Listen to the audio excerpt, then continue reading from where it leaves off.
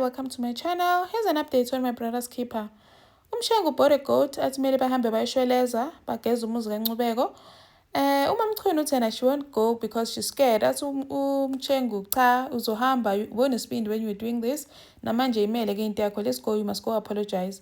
Bahambe ke benondumiso noDonga. Bafikele kwaNcubeko akhuluma umshengu uthi uzogeza umuzi wakho, you're here to cleanse your house. Athi uNcubeko, so you think my life is worth imbuzi, my life is worth a goat? Hambani la uMamChunu athi uyaxolisa athi don't even dare wena uDorina, don't even dare Mthakathindini, you tried to kill my baby. Hambani la babaxoshe ke athi uNcubeko uMamChunu must face the law. And then uMamChunu ahambe ke kuFakazile to beg her ukuthi amkhulumele noNcubeko akwazi ukuxolisa. UFakazile athi angeke ngize ngikusize ma. Lento yenzile Ncubeko isihluku athi but you know how it's like to lose someone. That I do, but I never wanted to kill someone even when I lost someone.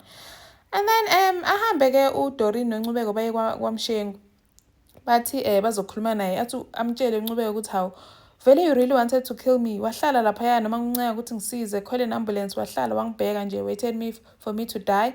I could just see in your face ukuthi enjoying this. If uMshengu bengafikanga then kube sikhuluma enye into manje. So mina when I made him bathi bekuyiphutha asingabuyele emuva athi cha mina when I made a mistake I served my time. So manje isikhathi kaMamChunu to do the same. UMamChunu must turn herself in or else uyazi ukuthi kuzoyenzakalani. And then uThidi use on the rocks ubhizi uyatanasa. Athi ukhathazile hawenzani wena la athi I'm here to help my man while he deals with family stuff. Athi ngibone kade ngibone ukuthi vele wena nje you want to stick your claws in the family business.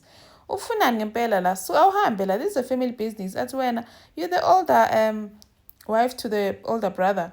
You're supposed to be putting the family together, not then to yenza busy causing fights. Athi ulo ukhathazile, I know exactly what you're the one who pushed Ndumiso to make me pay rent. As when I'm not even here for fights. And then Osbu afike atshela uDidi ukuthi they've paid her fees. Abonga uDidi. Amtshela nokuthi his parents paid half and he paid half. Abonga uDidi. And then uDidi feels like this relationship Toba is going to mess things up for her. Until they need to slow things down a bit because she has a lot to lose. And to Toba how. But they've already paid Jat. Yes, they did, but I don't want to ruin anything. If they stop paying for me, are you going to pay Dololo? Utoba doesn't have money. Thank you for watching. Please like, share, and subscribe. See you in the next one. Bye.